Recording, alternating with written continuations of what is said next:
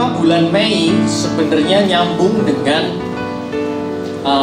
topik pembicaraan, topik firman kita malam hari ini, teman-teman ya, Bapak Ibu sekalian. Jadi bulan depan kita akan bahas tentang challenge of life. Ya, jadi hari ini bahas hope for the future.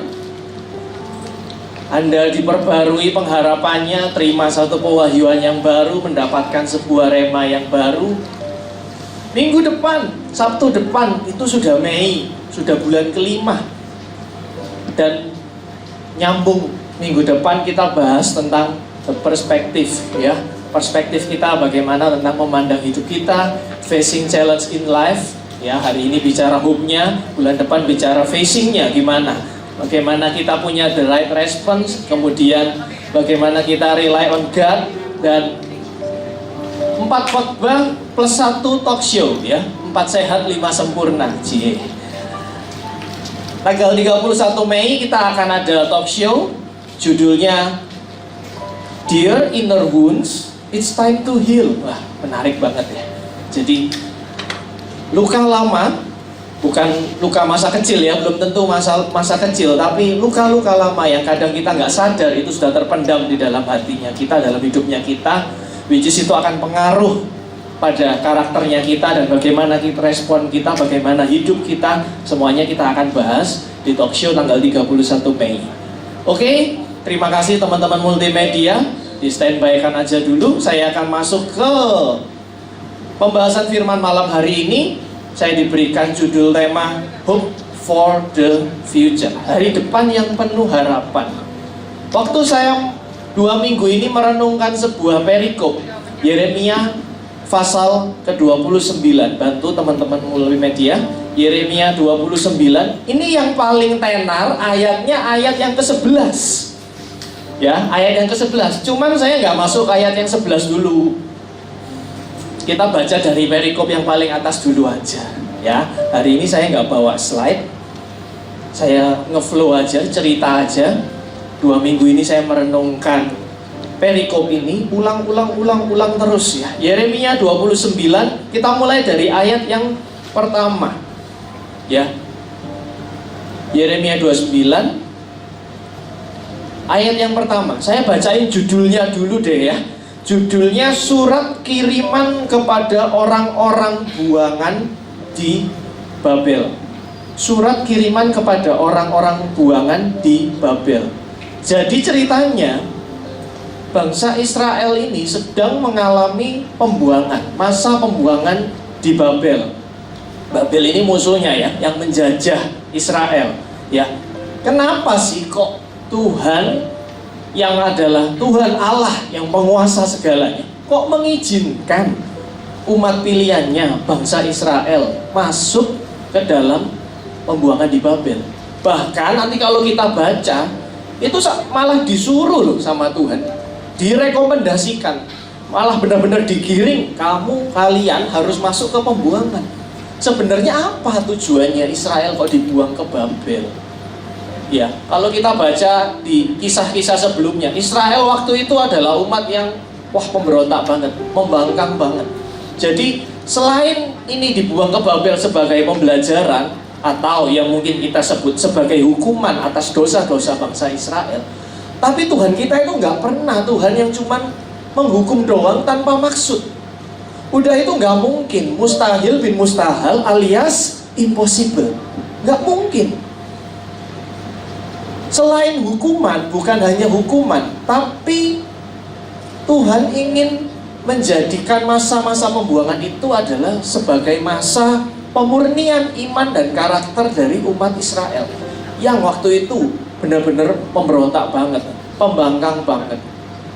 Nah, ketika kita mau coba renungkan firman ini bareng-bareng, satu perikop ini bareng-bareng, ya, kisahnya ini, kita akan bisa tarik dengan relevansi kehidupan kita hari-hari ini.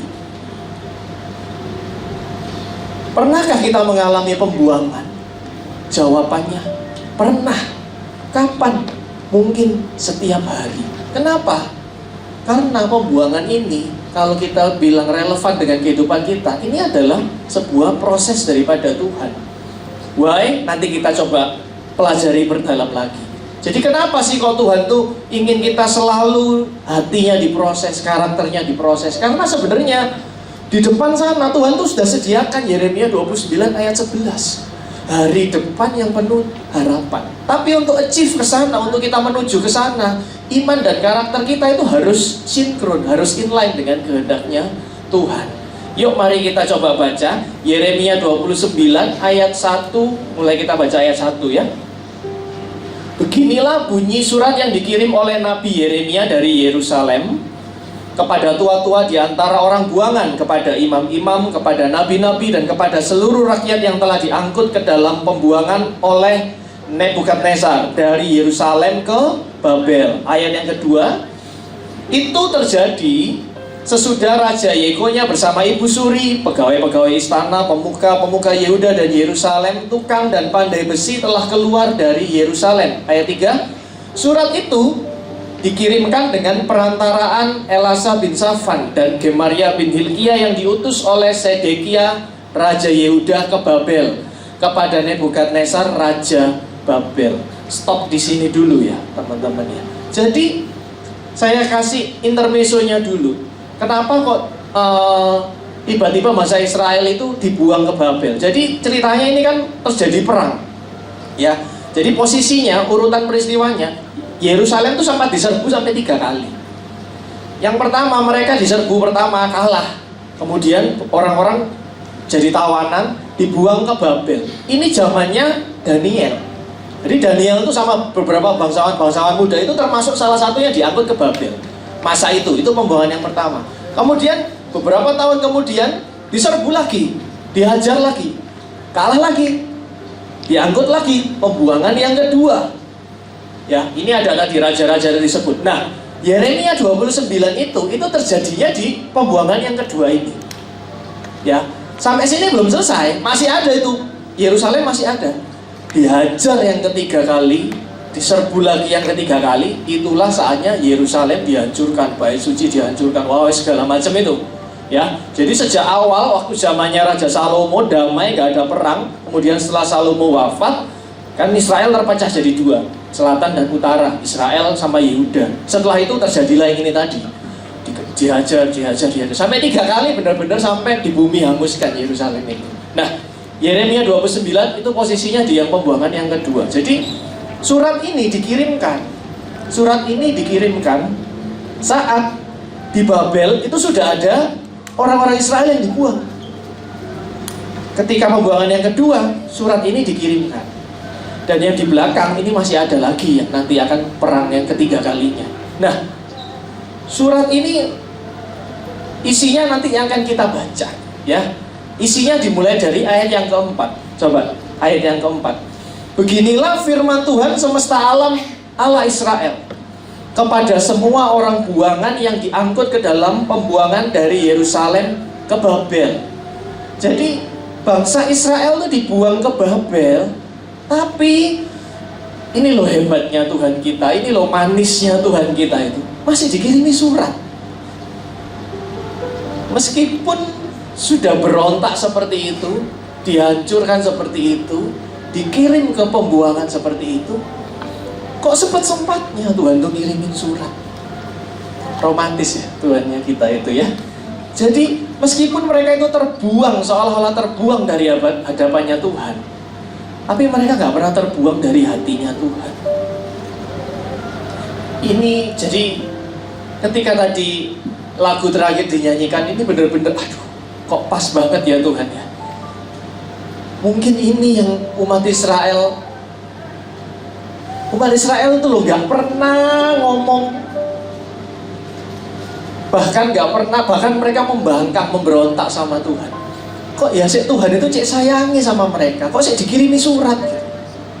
Apalagi kalau malam ini teman-teman di Pro yang tadi angkat tangan bilang, Tuhan Yesus Juru Selamat, aku ini milikmu.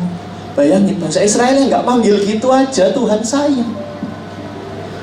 Apalagi kita malam hari ini yang membuka hati, bilang Tuhan, ngakui kamu Juru Selamatku, kamu Allahku, aku ini loh milikmu Tuhan. Coba gimana Tuhan tuh nggak sampai hatinya luluh gitu. Kita yang nyanyi aja merinding semua gitu. Apalagi yang dengerin, yang di surga yang dengerin. Jadi waktu itu Tuhan mengirim Yeremia untuk menyampaikan sebuah pesan yang isinya nasihat dan penghiburan. Kalau saya bilang ya, nasihat dan penghiburan. Tuhan sayang sama mereka meskipun mereka di tengah pembuangan masih diingat. Berapa banyak dari teman-teman, saudara, bapak, ibu di tempat ini malam ini punya pembuangannya masing-masing dalam hidupnya. Punya proses masing-masing dalam hidupnya. Engkau yang berkecimpung di pekerjaan, mungkin kau punya proses di pekerjaan. Ada proses di bidang finansial mungkin. Ada yang diproses di kelas keluarga. Ada yang mengalami kekerasan mungkin. Ada yang mengalami kekecewaan. Ada yang sedang bergumul, berjuang dengan sakit penyakit. Engkau ada di pembuangan. Tapi jangan lupa, Tuhan ingat kok. Israel yang gak pernah manggil Tuhan aja waktu itu Tuhan ingat. Apalagi kita yang manggil Tuhan. Tuhan, milikmu Tuhan. Pasti Tuhan tolong. Amin. Bahkan Tuhan bilang orang Israel yang gak mau ikut diangkut ke pembuangan malah akan dihajar sama Tuhan. Kenapa? Karena Tuhan punya maksud. Maksudnya aja, casingnya aja itu pembuangan. Tapi isi di dalamnya itu loh yang mulia. Isi di dalamnya itu loh yang membuat iman mereka berubah. Membuat langkah hidup mereka berubah. Yang membuat hati mereka berbalik sama Tuhan. Casingnya aja yang pembuangan. Casingnya aja mungkin yang bermasalah. Casingnya mungkin sakit penyakit. Casingnya mungkin kesulitan finansial. Casingnya mungkin engkau disakiti di hatimu. Tapi dalamnya itu loh. Yuk kita malam hari ini mencoba mencelupkan mata rohani kita. Tuhan ada maksud pasti di setiap yang aku alami. Percaya sama saya. Mau masalah keluarga, masalah finansial, masalah pekerjaan, ya, masalah dengan pasangan hidup, masalah dengan sakit penyakit, apapun casingnya, isinya pasti iman dan karakter. Ketika kita belum sampai ke isinya itu iman dan karakter, ketika kita hanya berkutat di casingnya ini, proses itu akan terus berlanjut. Tapi ketika kita sudah tahu isinya apa, Tuhan akan, itu kairosnya Tuhan. Itu yang akan menjadi kairosnya Tuhan. Itu yang akan disikapkan sama Tuhan. Jadi ketika ada umat Israel yang gak mau nurut sama Tuhan, masuk ke pembuangan, malah kan diajar Tuhan. Kenapa? Karena itu adalah cerminan hatinya mereka. Hati yang keras, hati yang memberontak, hati yang gak mau taat. Karpe dewe kalau orang Surabaya bilang, ya, sak-sae uripe gitu. Yang semakin keras hati akan semakin keras prosesnya. Dan setiap prosesnya orang tadi, pembuangannya masing-masing pribadi, pembuangan dalam tanda kutip, kita nggak akan bisa bandingkan satu sama lain. Kenapa? Karena proses hidupnya kita itu sendiri-sendiri. Tuhan kita itu Tuhan yang sayang sama kita. Nggak disamaratakan proses hidupnya. Tuhan itu kasih kelas yang benar-benar custom, yang benar-benar tailor made, yang benar-benar personal buat pribadinya kita masing-masing. Jadi gak usah kita sekali-sekali membandingkan masalahku dengan masalahnya dia, abotan mana. Abot-abotan mari gitu sing abot bangga gitu ya. Atau kebalikan, abot-abotan sing abot paling playing victim nanti. Ya, jadi jangan pernah membandingkan masalah hidup kita sama orang lain. Kenapa? Karena setiap kita punya prosesnya sendiri. Why? Karena setiap kita berharga di matanya Tuhan. Amin? Amin. Nah, kalau kita bicara tentang hope for the future, ya, itu selalu bicara tentang 3 hal. Masa lalu, masa sekarang, sama masa depan. Nah, masa lalu ini harus kita hargai, harus kita bongkar, harus kita teliti. Bahkan kalau ada kesakitan harus kita tinggalkan. Yang diambil pelajarannya aja. Lesson from our past. Tuhan pasti naruh pelajaran dari masa lalunya kita masing-masing. Ini loh yang saya sering bilang, Tuhan kita itu bukan Tuhan yang iseng. Kerjaannya kok hidupnya tenang-tenang aja ya, kasih masalah gitu. Cobain ini cobaan itu gak pernah. Tuhan kita itu dari awal, bahkan sebelum kita diciptakan, itu udah punya master plan. Jadi udah tahu jalannya kemana, dan pasti diperlengkapi. Jadi semua yang terjadi dalam hidupnya kita, itu pasti mengerucut ke satu hal, pasti mengerucut ke satu pembelajaran, pasti ada benang merahnya yang bisa ditarik.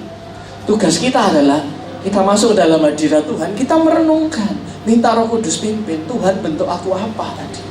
Jangan fokusnya kita sama casingnya tadi. Minta pimpinan Roh Kudus upaya kita mata rohaninya jauh melampaui di belakang casingnya itu tadi, jauh masuk ke dalam, di dalamnya. Apa sih yang pengen Tuhan rubah dalam hidupku? Apa sih yang pengen hatiku ini mau jadi diapain sama Tuhan? Karakter apa sih yang ingin Tuhan aku taruh, aku tinggalkan? Pasti ada lesson from our past, dari masa lalu. Dan kalau masa sekarang, apa yang harus kita lakukan? Ya, ini dari tim Tema Bipro ngasih saya statement begini. Berserah pada Tuhan bukan berarti tidak melakukan apa-apa. Berserah kepada Tuhan bukan berarti kita pasif tidak melakukan apa-apa. Amin, saya setuju. Karena apa? Karena bersikap itu adalah, berserah itu adalah sikap hati kita kepada Tuhan. Ya, Tuhan izinkan kita mengalami hal positif, hal negatif, semuanya punya maksud tujuan. Tuhan mau bentuk karakternya kita, mau merendahkan hati kita, mungkin kita selalu tinggi hati, mau dihancurkan, diremes dulu. Hal-hal begini yang kita harus dengan rela hati taruh. Aku serahkan ini kepadamu Tuhan. Naruhnya ini kan aktif, menyerahkannya ini yang dia tadi dibilang berserah kepada Tuhan. Ya ini, melakukan apa yang perlu, memang perlu untuk dilakukan, untuk ditaruh di hadapannya Tuhan menjadi sebuah persembahan, mezbah bakaran. Itu baru persembahan yang akan menyenangkan hati Tuhan. Jadi sikap hatinya berserah, namun bukan tanpa upaya sama perjuangan. Salah besar, ya. Apa yang harus kita lakukan pada masa sekarang? Ya ini, Yeremia ngomong. Jadi benar-benar ya, suratnya Yeremia untuk bangsa Israel waktu di pembuangan yang ini terjadi berapa ratus tahun lalu sebelum Masehi ya, bahkan jadi ribuan tahun ya mungkin dari sekarang. Kok ya kalau kita renungkan benar-benar ayat-ayat ini loh, kok ya relevan banget sama hidupnya kita gitu. Padahal gak ada hubungannya, tuh di sana, di Timur Tengah sana terjadinya, dan itu ribuan tahun yang lalu. Tapi kok ditarik ke sini kok skinnya sama ya, skenarionya sama ya. Yeremia lanjut ayat 29, ayat yang kelima. Dirikanlah rumah untuk kamu diami. Dirikanlah rumah untuk kamu diami. Apa yang pesan Tuhan pertama kali untuk bangsa Israel yang dibuang ini apa? Kalimat pertamanya itu. Dirikanlah rumah untuk kamu diami. Ya, Tuhan mau bilang sama umat Israel, buat rumah. Rumah beneran nih, rumah fisik, buat rumah di sana. Tempat untuk kamu tinggal di sana. Kenapa? Karena pembuangan ini itu nggak sebentar. Kalau kita baca terus ke bawah, pembuangan ini baru akan berakhir 70 tahun. Jadi Tuhan itu wis ngomong di depan, pembuangan ini bakalan lama. Nggak bisa cepet. Kamu bikin rumah, tinggal di sana sampai kairosnya Tuhan itu tiba. Ya, jadi meskipun kita dalam pembuangan, dalam proses hidupnya kita tadi sehari-hari, kok nggak selesai-selesai ya Tuhan, ini terus hidupku Tuhan. Kita harus tetap belajar move on, belajar untuk lanjutkan hidup. Ya, dan ayat ini kalau kita renungkan juga memberi sebuah arti rohani.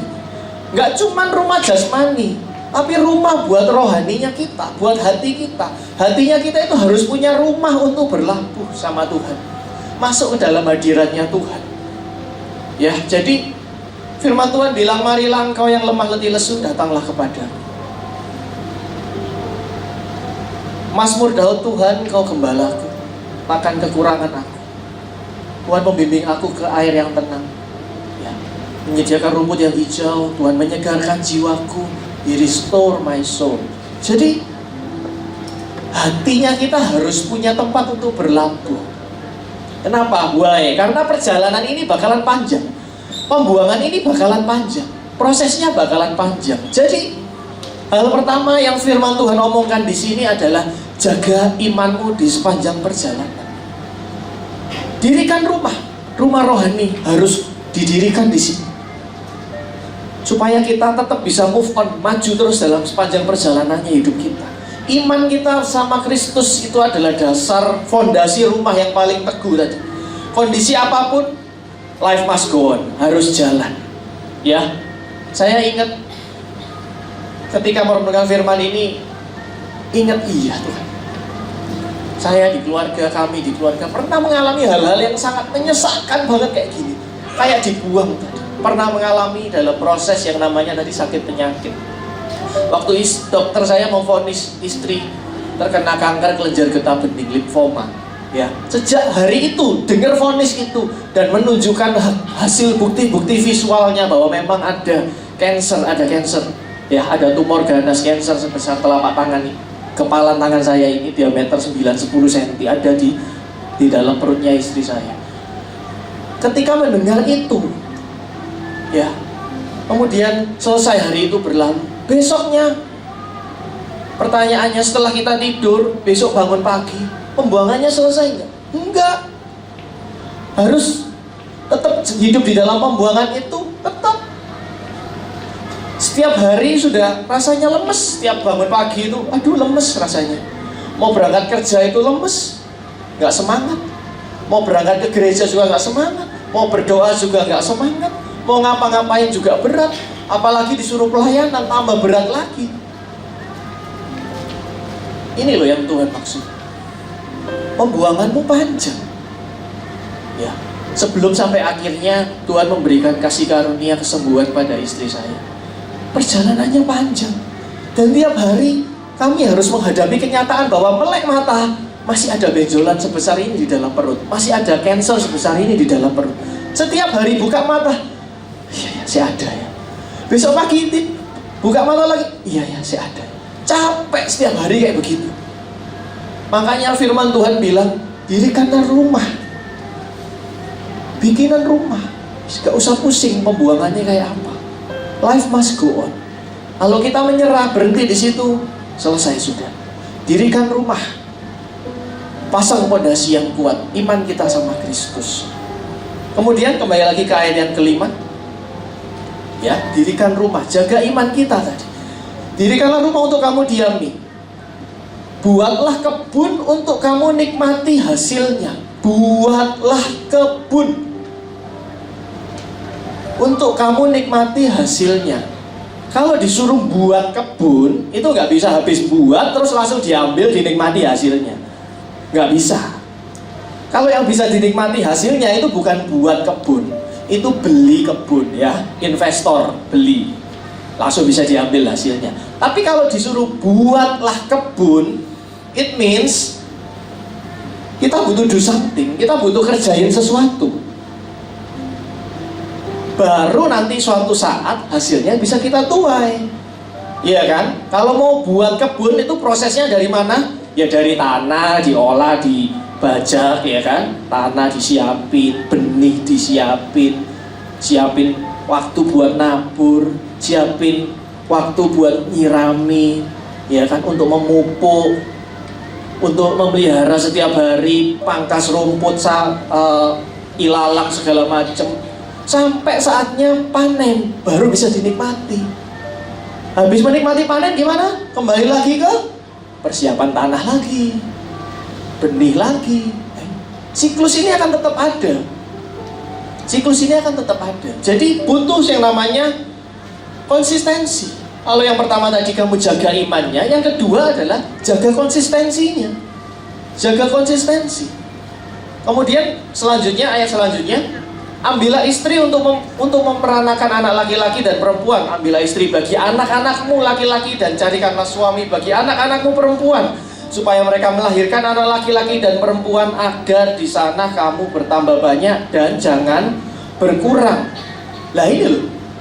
Ini ayat 6 ini Ya normal life beneran. Memang benar-benar Tuhan itu ngirim surat ini ngomongin ke bangsa Israel, wis kamu hidup kayak biasa di dalam tanah pembuangan itu, bangun rumah, ya kerja, bercocok tanam, nikmati hasilnya, ya membangun keluarga, ya kan, punya anak, nanti kawin mengawinkan, ya kan, kemudian beranak cucu lah dan bertambah banyak segala macam. Hidupnya normal kayak biasa gitu. Ya, message ayat 6 ini benar-benar mengacu sama time frame.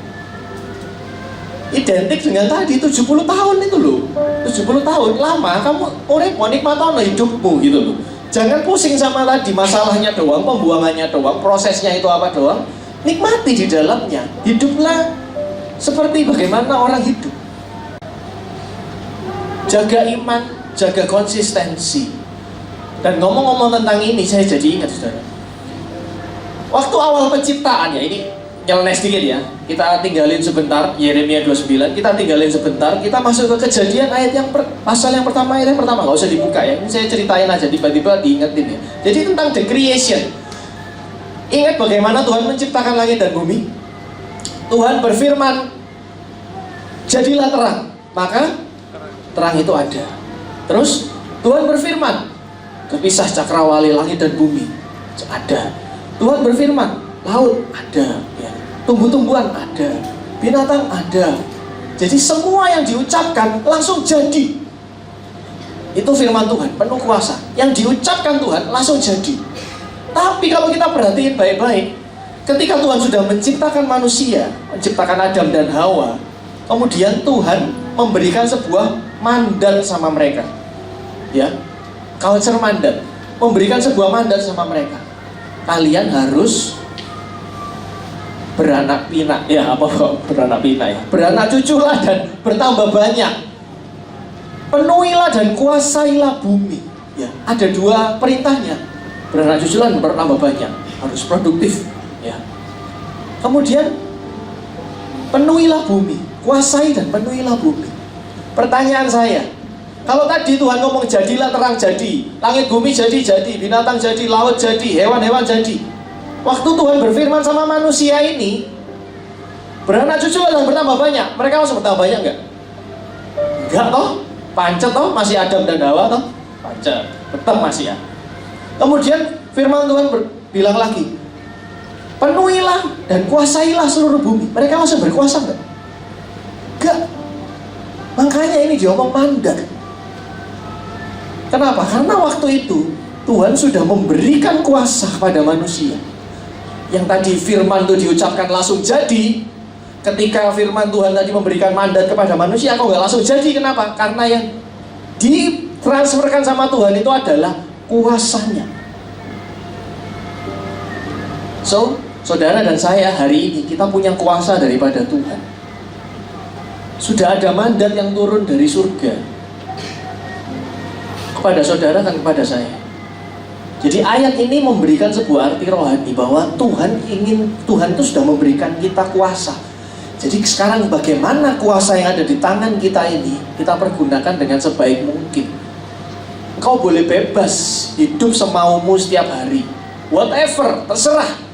Tapi someday akan ada pertanggungjawabannya kepada Tuhan. Kenapa? Karena sudah ada transfer kuasa daripada Tuhan yang dikasih ke kita. Tuhan yang berkuasa yang tadi bilang apapun juga jadi, kuasa itu sudah ditransfer kepada manusia yang jadi namanya mandat tadi itu, kultur mandat tadi itu. Ada dua tadi itu ya. Jadi benar-benar Tuhan itu ingin berfirman sama kita, kamu jangan kalah sama kondisimu. Jangan kalah, jangan mutung orang bilang ya. Tapi setiap dalam prosesnya kita, yuk kita jaga iman kita, bangun hidup kita jaga konsistensinya kita. Supaya apa? Kita nggak patah arang di tengah jalan. Karena kuasa sudah diberikan Tuhan sama kita. Yuk kita jaga. Ayo kita kerjakan. Amin. Kita lanjut ayat yang ke-7. Usahakanlah kesejahteraan kota kemana kamu aku buang. Dan berdoalah untuk kota itu kepada Tuhan. Sebab kesejahteraannya adalah kesejahteraan. Sebelum kita muluk-muluk bilang kesejahteraan kota, ya kan, udah di langit nih, kesejahteraan kota. kesejahteraan keluarga kita, turun lagi satu level, kita bicarakan dulu kesejahteraan hidup kita masing-masing ya. Tapi kalau ngomong kesejahteraan hidup, saya nggak mau POV-nya itu hal yang material ya. Kita ngomongin yang lain malam hari ini. Sejahtera itu dimulai dari diri kita sendiri. Sejahtera itu mulainya bukan dari duit, tapi dari pikiran kita. Sejahtera itu mulai dari pikiran kita. Coba kita ngomong bareng-bareng. Sejahtera mulai dari pikiranku. Yuk, 2, 3. Sejahtera mulai dari pikiranku. Jadi input mempengaruhi output. Apa yang masuk ke dalam pikirannya kita itu akan mempengaruhi pikiran kita. Apa yang masuk ke dalam tubuh kita, which is apa yang kita makan lah gampangannya, itu akan mempengaruhi bagaimana tubuh kita. Kalau makanannya nggak sehat, lemak-lemak terus, ya jadinya kayak gitu. Bukan body shaming ya malam hari ini, bukan ya. Tapi kalau itu nggak sehat, ya kan jadi penyakit. Kalau kita tata makan yang sehat, bukan yang mahal ya, makan yang sehat. Tuhan itu adil, menyediakan semua makanan sehat, dari yang murah sampai yang mahal. Terserah, whatever. Tergantung kuasamu, kamu mau kuasanya digunakan yang mau yang makan yang mana. Tapi apa yang kamu makan itu akan tercermin dari tubuhmu. Sama, apa yang dimakan pikirannya kita, itu yang akan tercermin dari cara kita memandang masalah, cara kita memandang situasi, cara kita ngomong, cara kita bersikap. Itu semuanya pengaruh dari apa yang masuk dalam dirinya kita. Jadi kira-kira hukum apa yang benar-benar Tuhan ingin kita jalankan di sini? Jaga pikiran, jaga iman, jaga konsistensinya kita, jaga pikirannya kita. Filipi 4 ayat 8. Jadi akhirnya saudara-saudara, semua yang benar, semua yang mulia, semua yang adil, semua yang suci, semua yang manis, semua yang sedap didengar, semua yang disebut kebajikan dan patut dipuji, pikirkanlah semua itu. Ini kalau mau diberedelin lagi gak keburu saudara ya, udah ketap-ketip nanti waktunya ya. Jadi kalau kita ngomong masa depan, biasanya orang akan selalu merasa was-was. Ada satu rasa yang mungkin yang sering kali muncul. Namanya rasa apa itu? Rasa yang dulu pernah ada, bukan ya? Rasa khawatir. Rasa khawatir itu sering kali muncul. Tapi malam hari ini kalau ada rasa khawatir yang muncul dalam hatimu, yuk ditepuk-tepuk pipi sebentar ya kan? Kita kembali ke dunia nyata. Firman Tuhan juga bilang, kalau rasa khawatir itu nggak akan bisa menambah sehasta jalan hidup. Jadi memang beneran rasa khawatir itu nggak bisa mengubah masa lalu kita. Yang dulu masa lalumu seperti apa, ya kan tetap seperti itu. Rasa khawatir itu juga nggak akan bisa memperbaiki masa depan kita. Nggak bisa. Masa depan masih jauh di sana kok. Sementara kita ada di masa sekarang. Kalau ada rasa khawatir di masa sekarang, ini malah yang akan memperburuk hidupnya kita. Jadi benar-benar rasa khawatir ini tidak perlu dipelihara sama sekali. Ya, ayat yang terakhir, saya undang teman-teman PAW untuk maju ke depan. Ayat yang tadi saya sebut, Yeremia 29 ayat yang ke-11. Sebab aku ini mengetahui rancangan-rancangan apa yang ada padaku mengenai kamu, demikianlah firman Tuhan, yaitu rancangan damai sejahtera dan bukan rancangan kecelakaan, untuk memberikan kepadamu hari depan yang penuh harapan. Ayat ini loh yang judulnya malam hari ini, Hope for the Future. Ini ayat penghiburan dari Tuhan. Ingat tadi kenapa Tuhan ngirim surat ini? Ingat kapan dikirimnya? Ketika waktu pembuangan yang kedua. Jadi di Babel itu sudah ada umat Israel. Kemudian akan ada teman-temannya lagi yang nyusul ke sana. Tapi Tuhan menyisipkan surat ini. Tuhan kasih surat kasihnya, surat cintanya. Selain memberikan nasihat tadi, jaga iman, jaga konsistensi, ya, jaga pikiran. Selain memberikan itu, Tuhan ngasih satu penghiburan.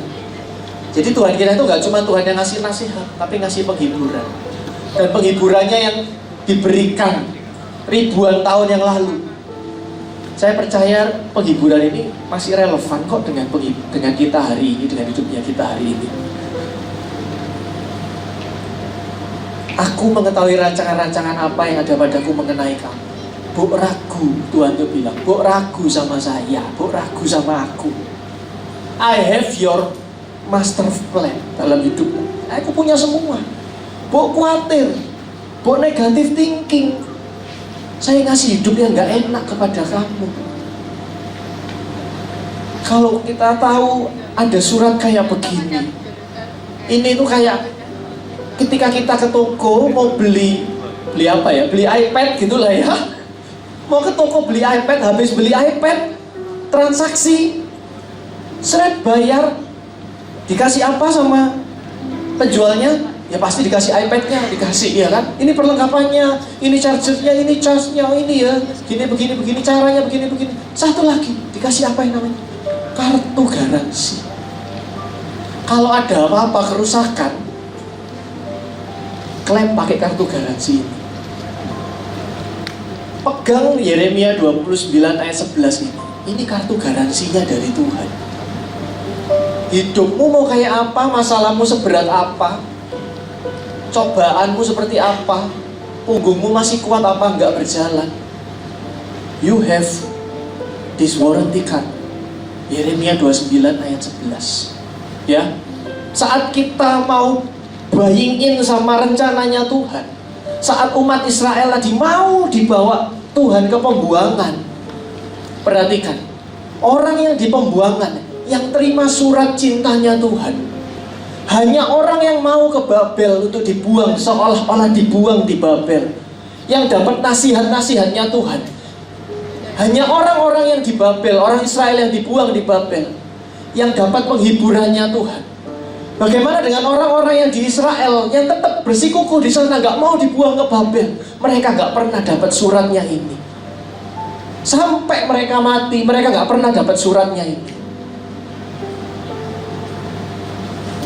Kalau kita nggak mau menyerahkan hidup kita sama Tuhan, nggak mau berserah sama Tuhan, nggak mau mengubah apa yang Tuhan perlu, katakan ubah, nggak mau meninggalkan karakternya kita, nggak mau berserah sama Tuhan, surat ini nggak akan pernah nyampe ke hatinya kita. Cuma nyampe di lidah bibirnya kita saat baca firman, tapi nggak akan pernah jadi rema dalam hidupnya kita. Karena kita seolah-olah seperti orang yang tinggal tadi di negerinya sendiri, gak mau ikut dibuang, gak mau mengalami prosesnya Tuhan di Babel di sini, karena casingnya buruk, casingnya jelek. Tapi ternyata casingnya doang yang jelek. Dalamnya indah, dalamnya penuh harapan, dalamnya masa depan cerah, dalamnya penuh nasihat yang penuh daging semuanya.